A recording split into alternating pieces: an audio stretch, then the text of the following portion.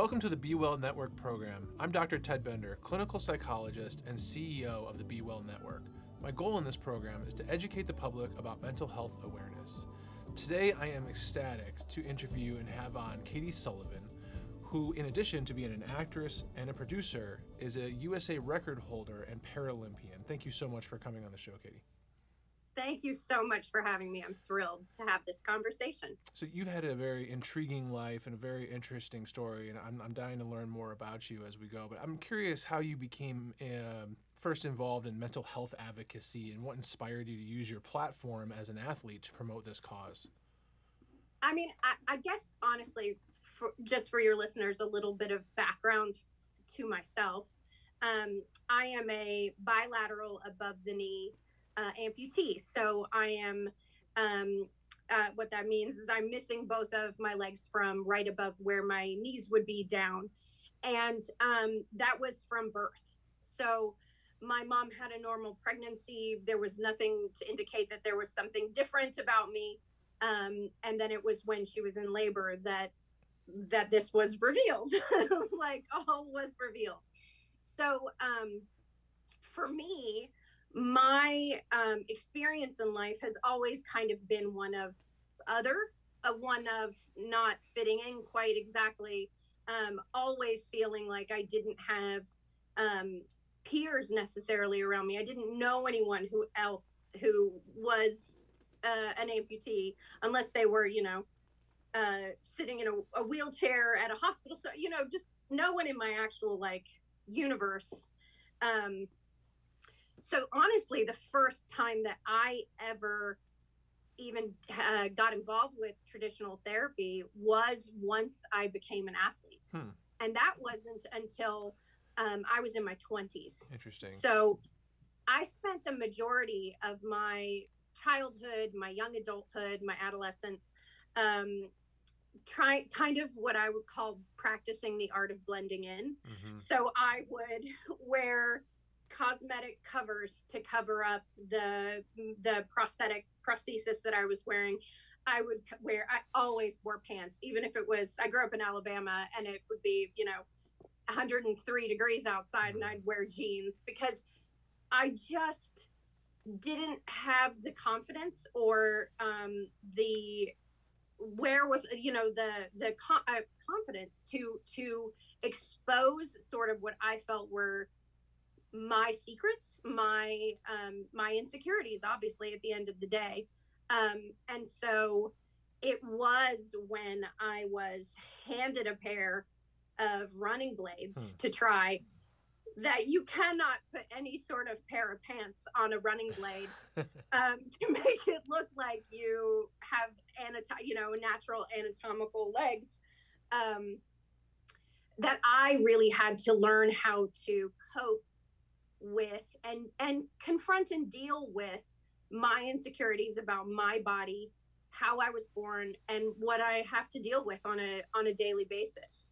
And it was through sport that made me kind of take that leap, take that jump, because I knew I was never going to be able to accomplish what I wanted to accomplish as an athlete if I was continuing to try to hide everything about me.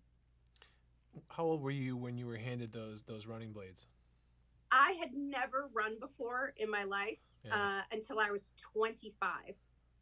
So it was actually, there was this whole process for me of just learning how to put one foot in front of the other in a quick fashion, because I had no muscle memory for running. So I mentally understood, okay, this is running, I've seen people run, but being able to sort of have the confidence to kind of quickly put one foot in front of the other when you've spent your entire life being afraid to fall was a big kind of mental hurdle to overcome, but also one that, you're starting something you have never done before at the age of 25. And Paralympics and sprinting and all of that was not even it wasn't even in my mind as something that was possible. Yeah. It was, I was, at the time I was an actress, and I still was sort of in this place of like, how do I blend in with everybody else? How do I go get acting jobs where there aren't opportunities for performers with disabilities out there? How do I kind of keep this as my little secret that I have? Um, and and in actuality, owning who I am, everything about me has opened more doors than I could possibly have imagined. That's interesting. I want to back up a little bit. You mentioned a little bit about childhood and growing up and some of the insecurities. I mentioned it must have felt pretty isolative at times. And then you mentioned therapy kind of later in life when you were into sport. What drove you to seek out mental health help, and what was the primary reason? I honestly, I had so much anxiety around competing. Yeah, okay. Because I had never, I was not even saying the word athlete was incredibly challenging for me. I would sort of be like, yeah, I run a little bit, like, and then when you're in an international competition, like if people want to call you an athlete, you have to start wrapping your mouth around that word with confidence and say, no, I am an athlete. It doesn't matter when you start being something. It's just, can you own that you are, to some extent. But it was we had the Paralympic team had a team psychologist. Got you. And I was having all of this anxiety around competing, and I'm a performer. I mean, I grew up singing, I grew up acting. Yeah. At that point, I had been on major network television shows, and I show up for a track meet, and I have so much anxiety. I'm riddled with this anxiety that there was a time for my first ever national championship, I turned to my prosthetist who builds prosthetic legs. And I said, can I just sing the national anthem? Like I would rather sing the national anthem to all of these people here than run this race, which I know for most people, public speaking is one of those things that is like higher than death on the on the scale, You're the right. Richter scale of like bad. So that wasn't my problem. My problem was having the confidence, and perhaps even the confidence in that part of my body that I never relied upon in that kind of way. That's interesting. Yeah. I wonder in your story, which is absolutely fascinating. It actually kind of makes sense. I have a friend who's an actor, debilitating anxiety, but he can go and do auditions and be in shows and movies. He's fine. You'd never know it in a million years. Outside of that, can barely leave the house sometimes. So you're in a similar situation where you're very comfortable in the spotlight and acting, but this new part of your life, you were struggling a lot, not just because it was something new, but you were lacking confidence in that part of your body almost, and the ability to carry you. Right. Absolutely. That's very interesting. So it was through the U.S. Paralympic team and through that our team psychologist that I really started to figure out, ways to almost kind of think about them in the same box. Yeah. So thinking about sport in the same way that I think about acting. And it's sort of a bit of like fake it till you make it. Yeah. So like putting yourself in a position where you kind of remove yourself from the place that makes you anxious and think about the places, what do you do in those situations where you feel confident? And kind of use that same sort of mentality to approach. So I actually started approaching competition and being an athlete as like playing a character who is an athlete. Like, how would I behave? How would I, if this was a scene in a movie and we could do it again, like if we could, you'd still want to like hit your marks and like, dot all the I's and cross all the T's. But if I could think about it in a way and in a field of life where I feel confident, was this beautiful little trick that we figured out how how to help boost my confidence until I could just show up and compete and perform. It's the same. The acting and sports are the exact same in my mind. There is a set, there are costumes, there's lights, there's, you have blocking, it is all just performative. And if you can take the pressure off yourself mentally, that's when you can get into a zone where you can do your best. That's pretty brilliant, and hats off to the work that you did there, and also that psychologist. Sounds like he really knew what he was doing. She was awesome. I have another question. Something you said earlier. One piece I'm still a little fuzzy on. How do you go from not being an athlete all this years in your life till someone hands you this new technology or old technology or just new for you? You put these on, and now you're in the Paralympics. Like, how did you tell me about that process a little bit? That's fascinating in and of itself. Like, how did that happen? So there was many steps, but I have to say, the first one was we were just going to. I had to get over the hurdle of not blending in. I had to get over that hurdle of everyone is going to glance in my direction and make opinions, assumptions, have thoughts about my life, who I am, what I have going on. They're either going to be feeling something like impressed or sad or and so how do I enter into a situation where I am confronted by all of these mental challenges that come with sort of people noticing you, people staring at you, and that really started with a support system, a team, my prosthetist and his assistant and some friends. We signed up for a 5K, and it was just like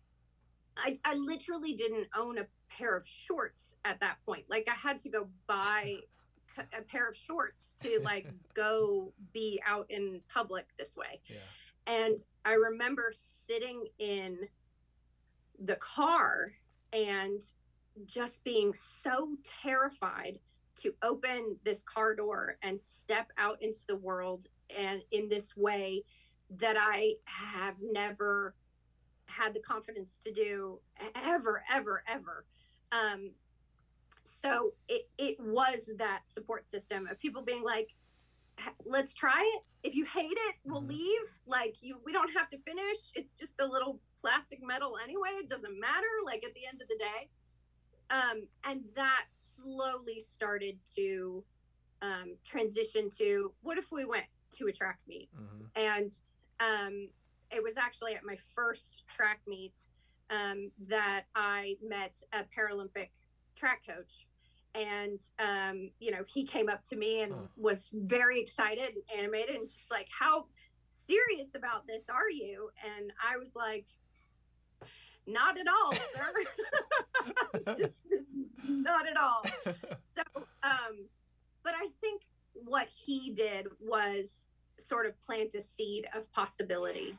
And what I didn't realize at the time is that there were no bilateral above the knee amputees had made it to international competition at that point. So he was so excited because he was like, let's do it. Let's be the first to do this. Like, let's, and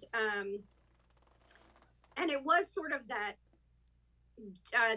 seed of possibility that he planted in my brain. And it came at a point where the possibility of failure and the possibility of what you could gain, it was worth it to try. It was worth putting myself in a position of failing to say, this is possible. So why not try? The worst thing that could happen is I get in great shape, I learn a new skill, I meet new people, I do all these things, and I don't make a US team. Like, that to me was worth sticking my neck out in a way that I had never done before, because the possibility of not winning, but the possibility of having success was more exciting to me than the fear of what that failure might look like. That's very interesting. You just on a personal note, you've inspired my young son. I've been researching you all week and showing him videos and stuff and telling him about you. Nice. He's 10. He just ran his first 5K a couple weeks ago. He finished first in his age group and 40th overall. So he was really proud of himself. Wow. Yeah. So my question to you is, what was the time on your first 5K? Do you remember?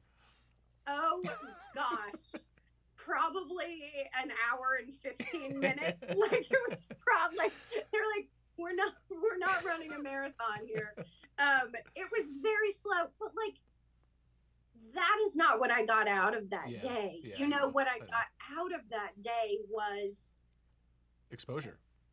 Yep. And what I learned from that specific day was being vulnerable. Yeah. Which was so terrifying. It was so terrifying that vulnerability actually seemed to be helping other people. Yeah. Like people would be like cheering, and actually there were people that would came up to me at the end saying, I saw you at mile 2 and I was walking and I started jogging again. so I think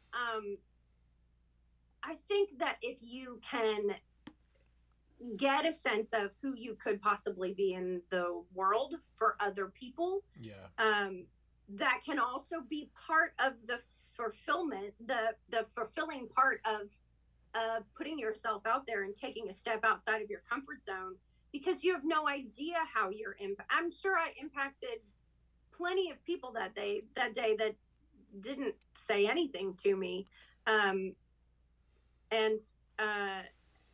that is a reward in itself. Yeah, as a psychologist, I think it's important for our listeners and viewers to understand a really important point here. This is something that you feared tremendously. You didn't own a pair of shorts. You had to buy a pair of shorts for this 5K. Not only that, but then you had to get out into an environment where you were exposed in a way that you always avoided. Yet you got the courage to do that. I'm sure you had some support behind you to do that. And oftentimes, and correct me if I'm wrong in your story here, oftentimes when we talk about this, and I mentioned the word exposure, because you had to eventually expose yourself to your fear, right? Oftentimes the thoughts and the distorted thinking that leads up to it is way, way worse than the actual event. Would you agree with that in that scenario specifically? 100%.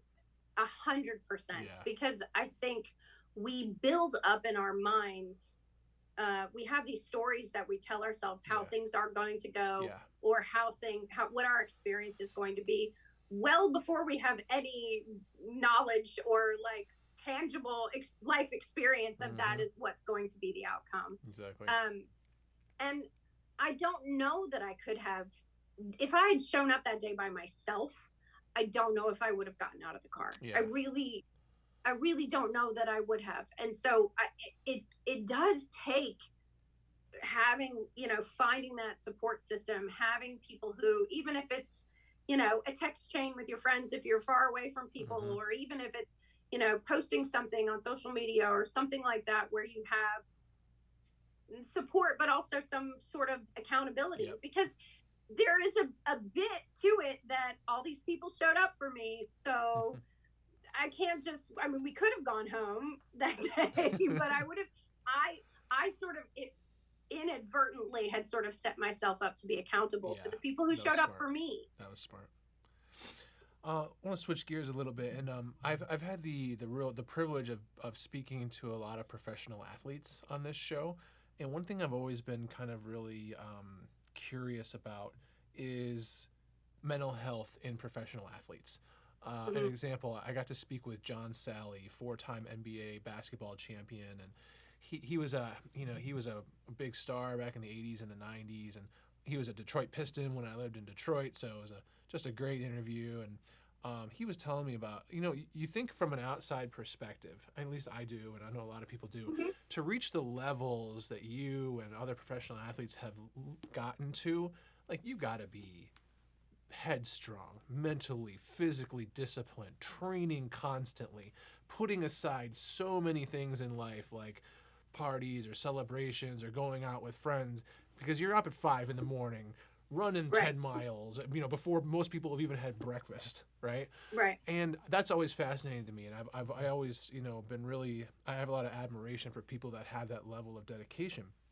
So in my mind, and a lot of people's minds, how could anyone doing that kind of thing have any kind of mental health problems at all? Like, how could you live that lifestyle and be dealing with like clinical depression or bipolar disorder?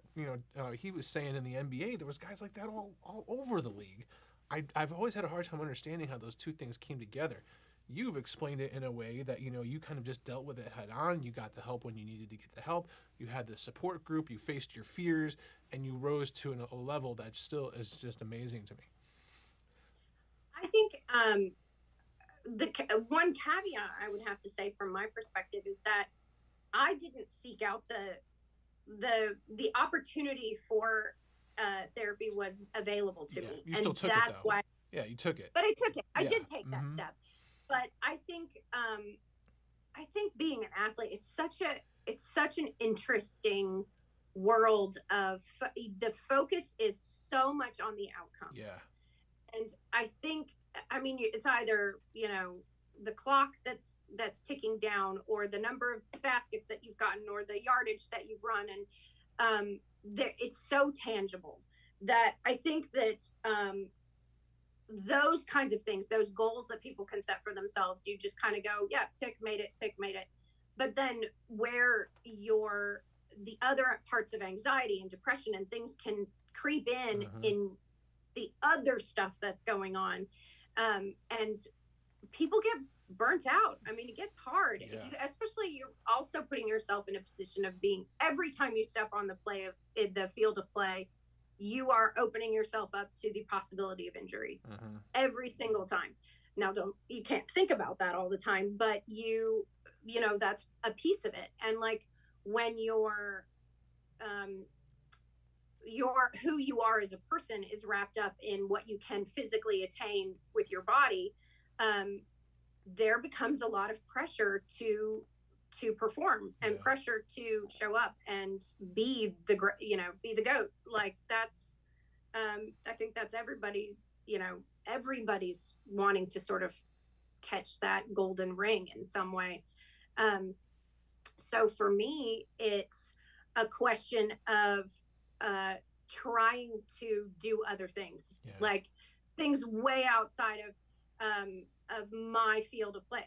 Swim, you know what I mean? Like there were days where I had to take myself out of the constant hamster wheel of focusing on 100 meters is a straight line. Like you can get tunnel vision, and you can focus so much on these things that you were doing, that taking yourself out of your comfort zone in terms of your discipline. And I mean, take a pottery class, like do something totally outside of what you're used to doing, where you are not focused on the outcome. I think those kinds of activities where you're like, well, I don't have to be the fastest in America because, I'm not the fastest swimmer in America. So it takes that pressure off of it, and it can help you figure out ways of coping in a way where you can kind of relieve yourself of that tunnel vision a bit. Interesting. Switching gears a little bit, you've done a lot of public speaking, TEDx talks, university talks. What are some of the common questions, or what is the most common question you receive from your audience who may be struggling with anything, with mental health, or what's something that you get quite a bit? I mean, I think once people sort of know my perspective and where I've come from and my life experience, a question I get often is how do I get out of my own way? Like how do I take those first? How do I open the car door and get out of the car? And for me, it's a few things. It is, again, finding that support system of people who will show up for you, will cheer you on, regardless of what it is you're trying to do, go to the Olympics or, run your first 5K, or it doesn't even have to be sports. It could be, anything in life. And that support system can be a therapist. That support system can be, friends and family. And I know sometimes that's complicated too, but the other thing that I had to sort of get used to is that idea of failure, getting comfortable with failing, because you're not always going to run a perfect race. You're not always going to tick every box and get everything that you ask for from the universe. So if you can get comfortable in a position of possibly failing, and if you can switch your focus to what can I learn from this moment, from this situation, from this opportunity that is placed in front of me. If I fall flat on my face, how can I walk away from this and say, okay, well, that was horrible and embarrassing, and I fell on my face, which I have done. I have done in track meets. I have fallen flat on my face. But then you say, okay, what opportunity for learning is there in that failure?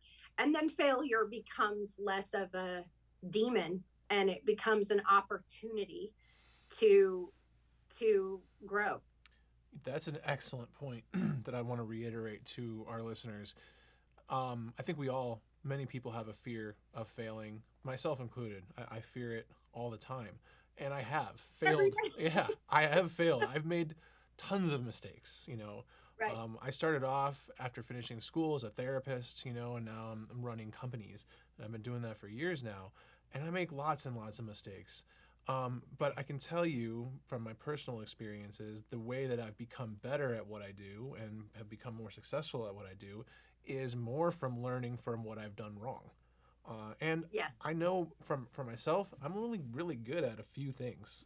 I'm not great at all of these things. I'm really bad at a lot of things. For me personally, if I'm lucky, one of the things I'm good at is putting together good teams. And putting together good teams helps you run and build good companies. So that's luckily one of my skill sets. But I'm bad at lots of stuff. But the times that I have fallen flat on my face, like you mentioned, those have been the best, most valuable lessons, because I usually don't make the same mistake twice. Now, if you're failing a lot and making the same mistake over and over and over again, that's a little bit different thing.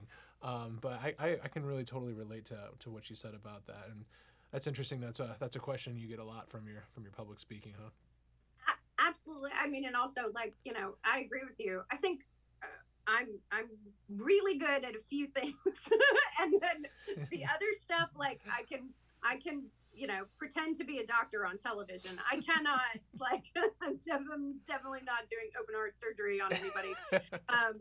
But I feel like it's shifting your mind set to it being a learning opportunity and a growth opportunity. And if you do continue to repeat the same things, maybe it's a conversation about strategy. Yeah, take a step back for a moment. Right. One thing that we talk about a lot, and especially I talk about in our field of mental health and substance use disorder, is the topic of stigma. What are your thoughts on how we can reduce stigma around mental health issues and encourage people to seek help when they need it? I've been really happy to see more and more as sports figures, people in the entertainment industry being open to talk about it. Yeah. I think a lot of people, if they can look at Michael Phelps and say, my gosh, how could he possibly? And for someone that is so successful and accomplished and comes out and says, I needed help. Yeah. I needed help. I think as a society, we're not encouraged to cry uncle. I think we're kind of, we live in a society of people who are sort of like, pull yourself up by your bootstraps and, roll up your sleeves and just get to work and muscle through. And I think that it does us a disservice, because there are times that you do need help. And if we're too proud or too scared or there's a stigma around seeking help, people aren't going to do it. But I feel like there's been a significant shift in the last maybe 10 years maybe less, maybe 5 years of there being much more of a groundswell of people saying it's okay to need help. Mm-hmm. It's okay. I'm the most decorated Olympian in the world, and I needed help. Yes. That I think continuing that, but also I think access to help is another thing that, especially through, oh my gosh, I mean, COVID, the things that we have gone through globally as human beings in the last 3 years of isolation, feeling uncertain, fear of going outside your house early on, I think that has changed and shifted the way that I've heard people talk about mental health in a big way, because everyone was feeling something, everybody was feeling some sort of fear and isolation and feeling sad and lonely and things like that. So hopefully as a culture, we're starting to see incremental change, and I think we are. I agree with you. I think there's a few things I wanted to highlight there before I forget. One is that seeking support is not a weakness, it's a sign of strength, like you mentioned. I think that's critical for our listeners to really understand and hear. Two, I agree also with the stigma. It's still a big problem, but the main reason that I do this show, this podcast, is to reduce stigma. And when I have people like yourself and other people that have come on, and Hollywood celebrities, athletes, freely talking about their own struggles, it normalizes it. It's like, right. I broke my arm. I went to the doctor. I got an x-ray. They put a cast on. Okay, good. I'm glad you got taken care of. I have depression. Oh, well, have you tried just pulling yourself up by your bootstraps, like you said? Right. Or here's my favorite one. I have severe anxiety disorder.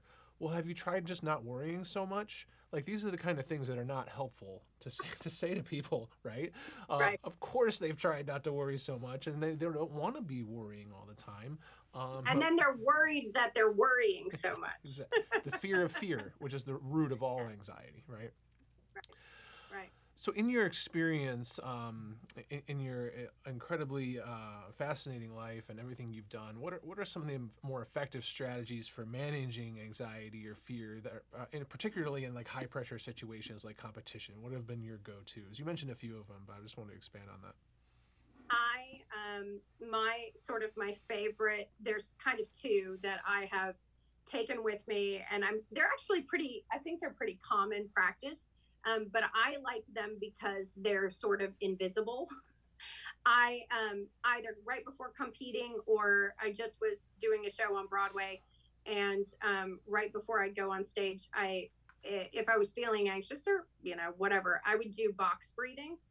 So I would, and it's a grounding exercise, and it physically slows your heart rate down. Yeah. So it's very simple, but it is. You breathe in for 4, the count of 4. You hold your breath for a count of 4. You breathe out for a count of 4, and you leave the air out of your lungs for a count of 4. And then you continue, and you it's called a box because it's basically 4 steps. And it is so simple and so effective it is not just like, come on, you can do this, like a little pep talk. You are changing your physicality. You are actually physically changing the response your body is having to the anxiety that your mind is producing for yourself. So I find that incredibly helpful. The other exercise that I use, and the reason I say they're sort of invisible, is that no one has to know you're breathing the way that you're breathing. You could be in the middle of a party and doing box breathing, and no one would know. And then the other one is I call it the 5 things exercise. And it's when you focus on, you take all of your senses. So you notice 5 things around you that you can see, 4 things around you that you can touch, 3 things around you that you can hear, 2 things around you that you can smell, and then 1 thing that you can taste. And again, that is, to me, an exercise that when I'm spinning out, or I'm, going on a spiral of like negative self-talk or getting myself worked up, it basically just removes your focus from yourself, and it helps you ground yourself in the world around you.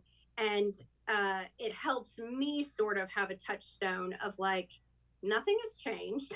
Like all of this anxiety and all of this, all the ways that I'm working myself up to feel all these feelings, they're just feelings. They're not tangible. The tangible things are the desk that I'm sitting in front of, and the hum of the air conditioning that I can hear, and those kinds of things. And it for me, it stops the spiral of negative thoughts.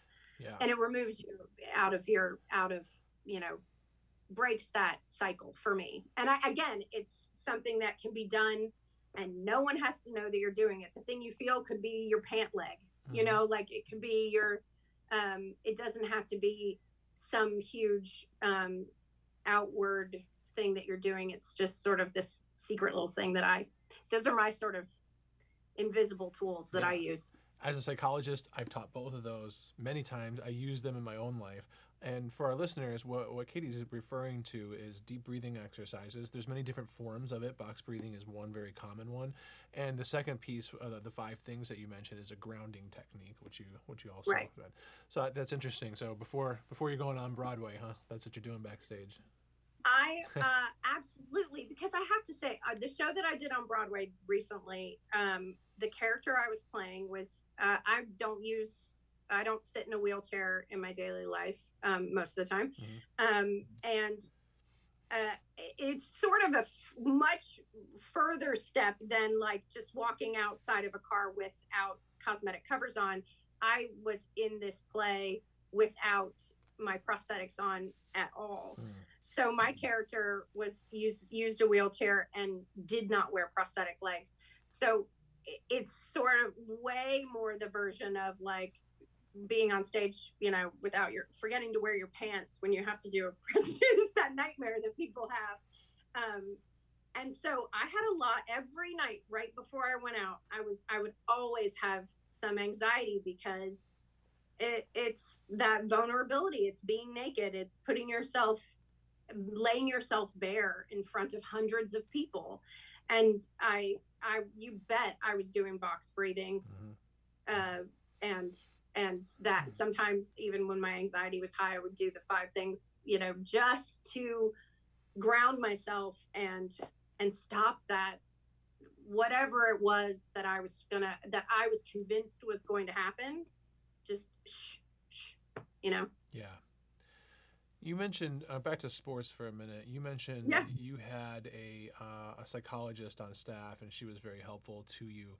How can sports teams and organizations work better to support the mental health of their athletes? Do you see in the sports world, you're much more connected to that than I will ever be. Do you see that as a kind of a regular thing these days? Do a lot of teams have that in place, or is this something that's just getting started from your perspective? I mean, I think when I started working with her, I think it was the first time that they had a psychologist on staff traveling with the team. And I think it made a huge difference. So I think, you have to look at human beings as the whole global, we're not robots. If you want to watch a bunch of robots compete, like they're not going to have any mental health issues or concerns or anxiety or depression. But I think the reason why sports is inspiring is that people it's overcoming, and it's seeing people do extraordinary things and overcoming circumstances.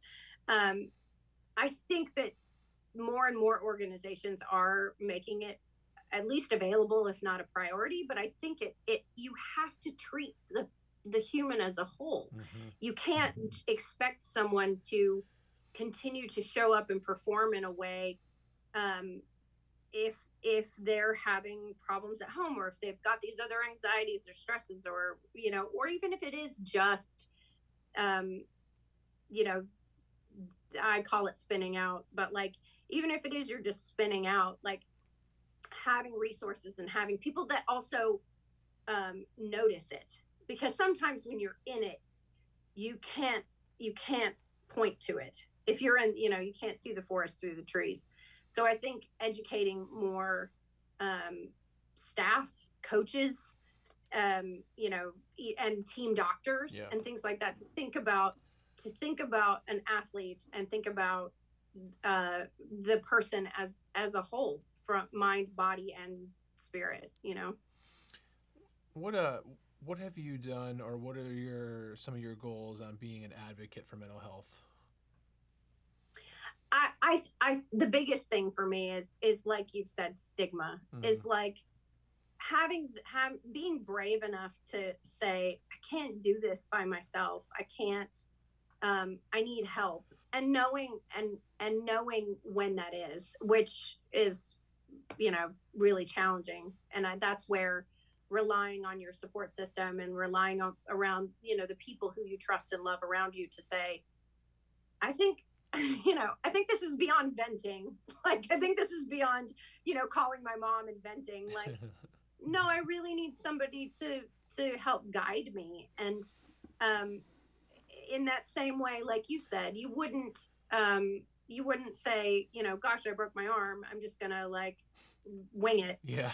Like, you actually like take steps to take care of your body as a whole. Yeah. And I think being able to say, it's hard, and we're constantly bombarded with images of people's highlight reels and comparing yourself to other people and going sort of down this spiral of the way that we function in the world now is so different, and it's so fast. And actually being able to kind of take a step back, take a breath, and say, I think I need some help, is brave, and it's hard.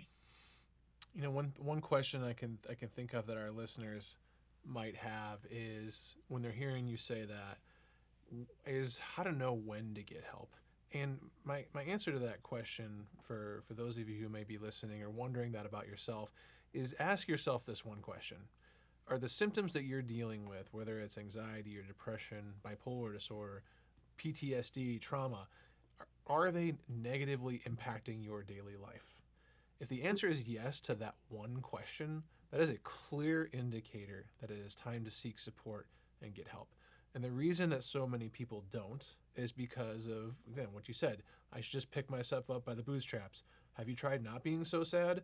Why don't you just worry less, right? None of that is anything that people want to do. But the main reason is that seeking support seems like a weakness in our minds, which is just another one of those distorted thoughts that lead us to inaction. And we need to challenge that distortion by telling ourselves that seeking help for problems in our lives is actually a very strong sign of strength. And I think that's one of the messages that you wanted to get out today. Is that correct?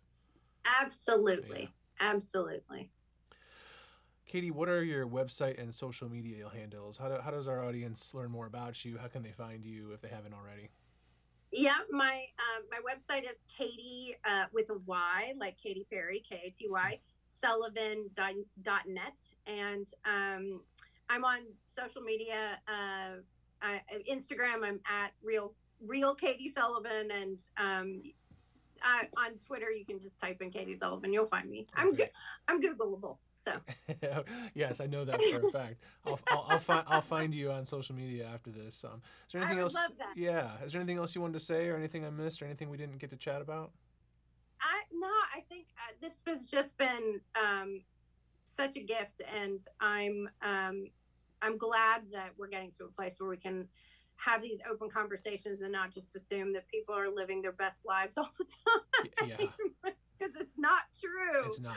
You're right. And we've been through a lot of stressors in this world and in our country over the last few years, and now with all the wars going on and the political conflicts, it doesn't seem to be getting much better. So it's going to be even more crucial that we address the problems that we're facing, we seek support for the issues that we're dealing with, and we utilize each other to lift each other up throughout these tough times. So thank you so much, Katy, for being on the show today. Thank you for having me. It was my pleasure. Katy, are there any specific charities that you support, or is there anywhere that our listeners can go to support some of the charities that you're involved with? I am a huge proponent of the National Alliance on Mental Illness. I think they do great work, and I think they do, to me, the biggest piece of all of the making sure that people have access is working with organizations that are trying to reach people who can change policy in our country, and supporting organizations that do that sort of promotion with people who can actually make change. I think is really important. The other organization that I have very near and dear to my heart is Challenged Athletes Foundation, because my life changed when someone handed me a pair of running blades. They're an organization that provides financial help for competition. They provide you opportunities to get handed a pair of running blades, or a wheelchair that can play rugby, or whatever it is that you need an expensive assisted device to unlock the potential in your life. So please check out Challenged Athletes Foundation. They're phenomenal. And I totally agree with you. As a former board member of NAMI, I agree with everything you said about that organization. Really, they can drive change, and that's what we really need. And the second thing as well, and what I learned from you, is that that pair of sprinter blades opened up an entire new avenue for your life. So supporting that organization would be a great thing to do, because you may very well be doing that for the next Katy Sullivan coming up the pike. For sure. Thank you again, Katy Sullivan, for taking the time to speak on Be Well today. You are helping people by ending the stigma and reducing the stigma for mental illness across America. To our audience, if you or a loved one is struggling, please contact the Be Well Network. There is help for today's life's obstacles. Until next time, I'm Dr. Bender. Be well.